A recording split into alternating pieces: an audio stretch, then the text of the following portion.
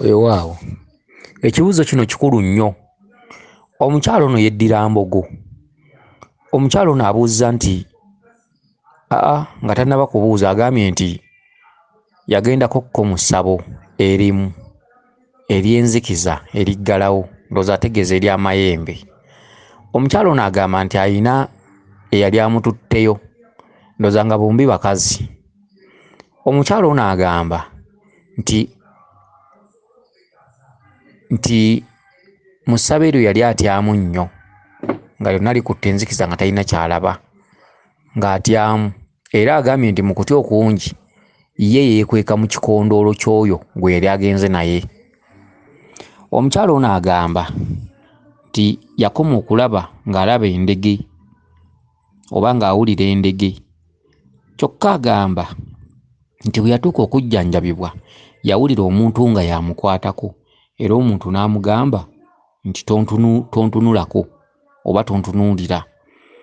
Era omukyalo ono agamba nti wakati ng'omuntu oyo amujjanjaba ng'amukwatako amalogo, nti omuntu oyo yali ayise ne munne era ng'abawulira nga bantu. Kakati alina ekibuuzo. Ekibuuzo kye kigamba bwe kiti nti awulira obutalabika obwo bwawufu ku bantu, nti obutalabika obwo bujjawo ennyama n'owulira nga muntu yakkwatako. Abuuza nti obutalabika obwo, tugambe oli mu ssabo ly'amayembe lya nzikiza, abuuza nti obutalabika bujjawo ennyama era bugifuna ddi? Kuba ye yawulira bantu nga be bamukwatako, era bwe yasitula amaaso bw'ati abatunuulire ne bamugamba nti tokkirizibwa kututunuulira. Kakati kibuuzo kino okumanya kikulu nnyo, nja kukiddamu bwe nti kakati amasabo oba essabo ly'amayembe gayina enjawulo. Waliyo amayembe agatawanulwa ku mutwe, jjajjawo nagga nti ffe tetwagawanulanga ku mutwe. Ate waliwo amayembe oli omuzzukulu nga yagawanula ku mutwe naye nga tekwali kweyitiriza kwe. Jjajjawe yasamiranga lubaale, yajja n'amugamba nti amayembe agange gawanule ku mutwe, era bwe bagawanga obulungi ne bagawanula ku mutwe ne gasigalira okwogerera mu bbanga. Akati oba kyetwandiise olukaayi oba mayembe ag'omu ndege agoogerera mu ndege. Kakati ebiseera ebisinga obungi saayansi abeera ku musawo oyo awanze amayembe ago. Osanga omusawo nga mutuufu ng'alina amayembe ge kyokka nga ggalawo. Ekyo nno kirumya n'abasawo abamu umutima, kubanga buli muzzukulu alaba ewantu ewali essabo eriggalawo bagamba nti alina kifaalu. Buli obasanga ewali essabo eriggalawo tugambe lya nsonda nnya nti awo waliwo kifaalu. Ekintu n'ekyo si kituufu. Si buli musawo aggalawo nti alina kifaalu. Kisinziira ejjembe bw'oliwanula ku mutwe lyeyisa litya, era bw'oba olijja ku mutwe ligenda kukola litya.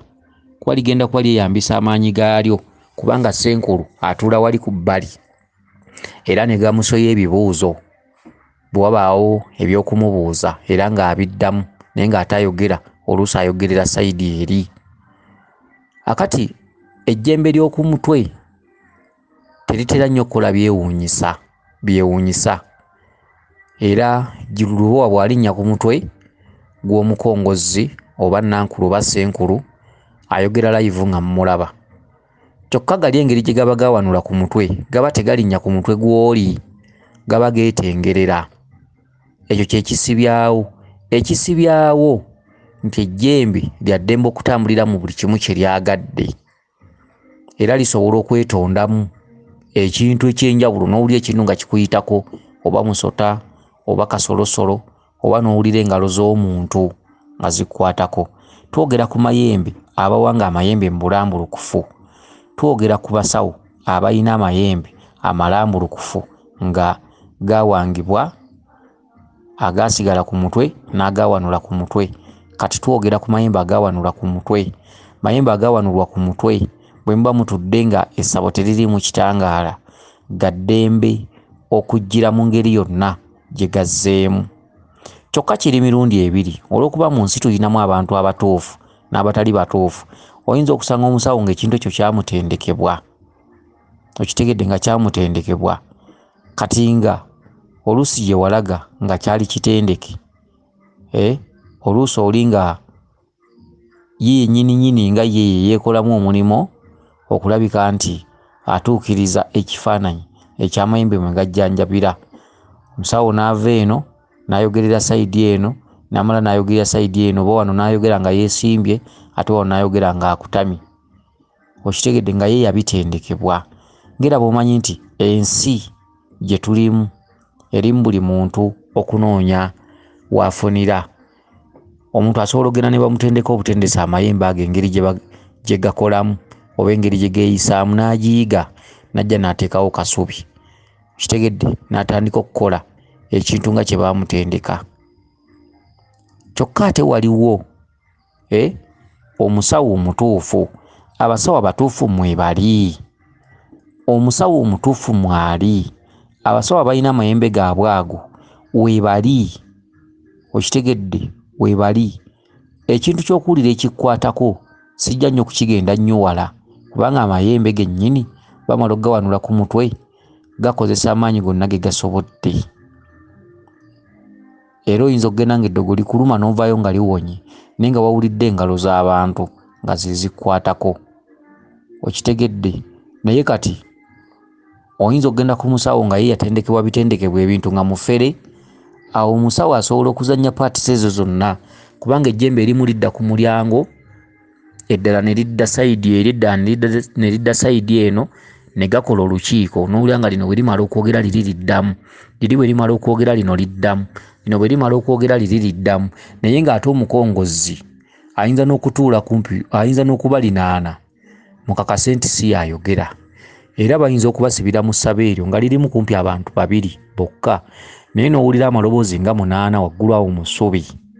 Okitegedde. Kale n'abasawo abatuufu abalina amayembe ago weebali, naye ejjembe liwanule ku mutwe, lirina obuyinza okutambulira mu kintu kyonna kye lyagadde. Ekyo kimanyikiddwa. Okitegedde. Kale naawe tetujja kugaa nti gye walaga yali mufere, kubanga amayembe bwe gaba gakwatako amalogo naddala nga baagawanula, osobola okuwulira ekintu ekitali kya bulijjo, oba engeri oba ekintu ekinyogoga ne kikuyitako, oba kisolo ng'ekyo. Okitegedde. Kale nno mu mbeera bw'etyo, gwe eyabuuzizza ekibuuzo ekyo, kansubire nti ebigambo ebyo byenkuzzeemu osobola okubitegeera obulungi, naye nga n'ekirala si buli aggalawo nti alina kifaalu, kubanga okuggalawo ejjembe liba liggiddwa ku mutwe nga lyo lya ddembe okutambuliramu kyonna kye lyagala, era lisinzira wali waggulu ne lyogera nga Ssenkulu waali mutudde naye.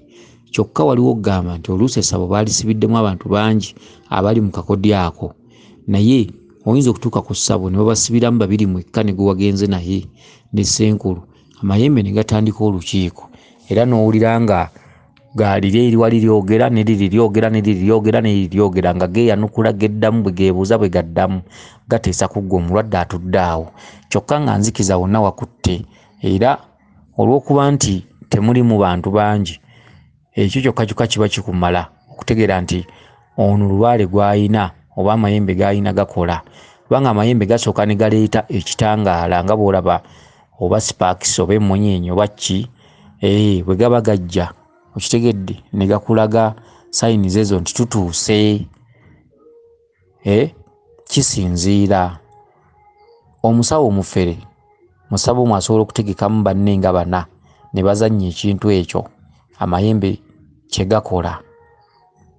Kyokka omusawo omutuufu, omusawo omutuufu ate ye tamala kuddamu oyo katemba, era gwe olujja nga gatandikirawo emirimu gyago, era obubonero mubulaba kuba amayembe agamu gateekebwamu emmunyeenye era zijja ne zaaka.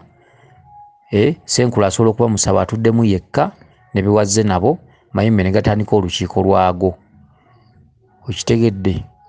Kale no kyova olaba nti mulimu abantu abamu abeerimbika mu buwangwa, oli n'agenda n'akisoma busomi n'ajja n'akiteeka mu nkola nga bwe kibeera, ne bamutendeka amayembe googera gati, era bwe gaba googera gasinzira wali wano na wano, bwe gaba gajja gakuba oluggi oli n'akitendekebwa bulungi n'okituukako n'omutuukako oluusi n'otawona n'osigala nga weemulugunya naye nga oluusi wagenze ku muntu atali mutuufu. Naye ng'abasawo balina amayembe ago amawanule ku mutwe gaba ga ddembe okutambula mu ntambula yonna gye gaagala. Weewaawo yenze Omulangira Jjuuko Munnabuddu.